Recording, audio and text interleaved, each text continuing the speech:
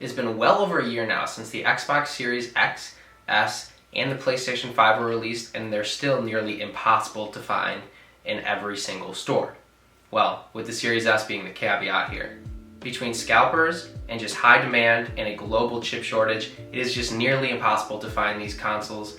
And for good reason, they are amazing, amazing consoles. Like I said, with exception, you can find the Series S pretty much on any online retailer, in stores. I've gone into multiple Targets, Best Buys, and GameStops and always found the Xbox Series S with a big sold out sign next to the PlayStation 5 and the Xbox Series X. And it occurred to me, why is a next-gen console abundantly available when the other two are always sold out? It just didn't make any sense to me, so let me break it down for you why. Alright, so the Xbox Series S clocks in at exactly $299 US.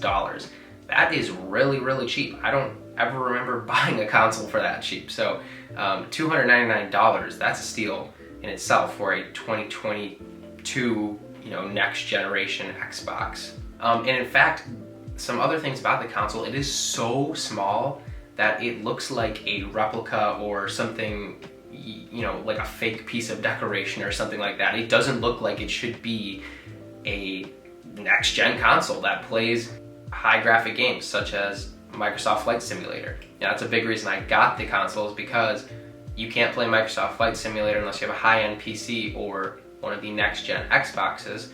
So I opted for a $299 Xbox as opposed to building a $800 PC that's going to need, replacement parts and things like that. Not to mention you can't get any parts right now.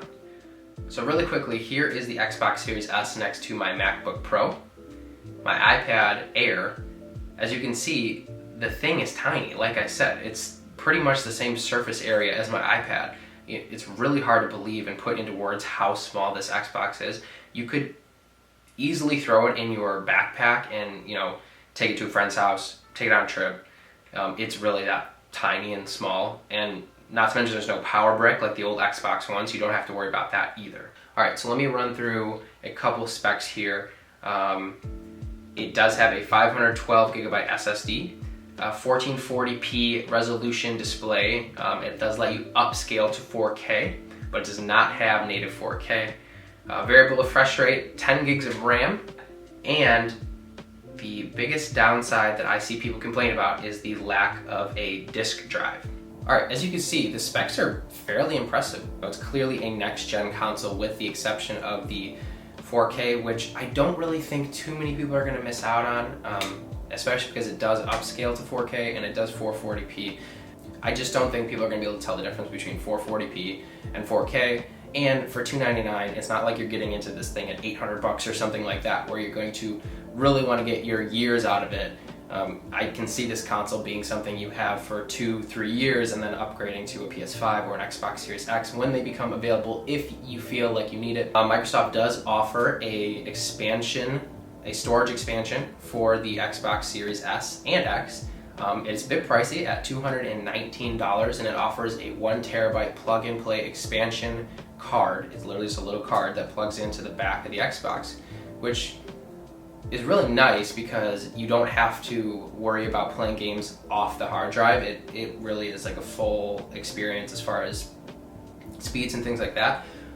But I prefer to go the route of taking a USB hard drive that I already have and transfer the games back and forth when I want to play them. So I can have like 5 games roughly, give or take, depends on what the game is, on the Xbox Series S at one time. And then if there's a game I want to play that's on my hard drive, I just move the file over, move the other game that I don't want on there to the hard drive. It takes literally 5 minutes, and you don't need to spend $219 on a proprietary hard drive.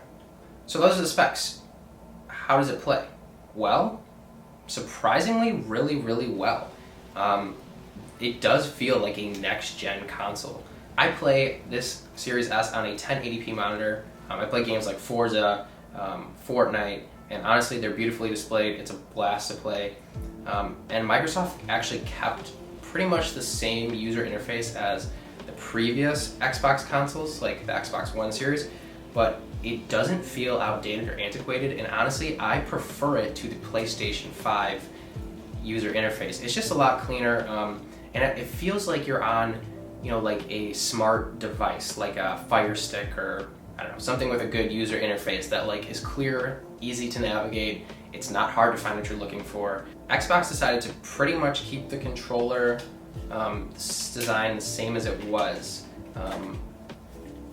There's not too much different about this controller versus the Xbox One, with the exception of it does feel a little bit better in the hands. It has some nice textured grip on the back and on the triggers, which does support USB-C charging. Yes, let me say that again, USB-C charging. You heard it here first. The Xbox doesn't come with a rechargeable battery pack, which I thought was super weird. It's nice that they offer USB-C charging, but they don't even give you a battery pack for it. But I did read somebody argue the point and say that it's nice to have the option if you want to put AA batteries in or use a rechargeable battery. I thought that was interesting, but hey, you can do both. But the good news is if you have a previous model Xbox One or some variation of the Xbox One, Xbox One S, whatever the case is, if you have the rechargeable battery pack, that will fit in the new Series S controller and X controller, and you can charge it via USB-C, so you get super fast charging. Now, a lot of people, I'm discovering, want the disk drive, and this is a huge reason that they're shying away from the Xbox Series S, which I get it. You want to play your old exclusives. It makes sense to an extent, but I do think that Microsoft has a fix for this. Xbox Game Pass. Now, Xbox Game Pass is basically like Netflix streaming for your video games. So Xbox Game Pass costs $14.99 a month if you want the version that comes with cloud gaming, 100 plus titles with, new titles being updated constantly, as well as they throw in Xbox Live Gold. Or if you don't want all that, you can do $9.99 a month, no cloud gaming, no Xbox Live Gold, but you still get all the games, the 100 plus game library for $9.99 a month. And they have a ton of awesome titles on there. They probably have a game on there or multiple games on there that you own on disc that you want to play on the Series S. I really don't understand why it's stopping people from buying the Series S. I think it's really scary for people to make that jump to no disc, but once you do it, like I did, I don't really feel like it mattered that much. Most of the games that I had on my Xbox One, I wasn't playing. I sold them with my Xbox, and now I have Game Pass. I buy some games digitally, and yeah, you're good to go.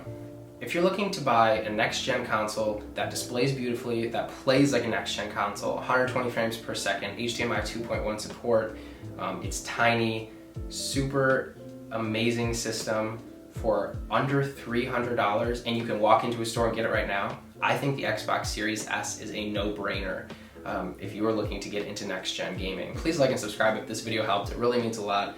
I really enjoy making these videos. Anyway, thank you for watching. Bye for now, and as always, I will see you on the internet.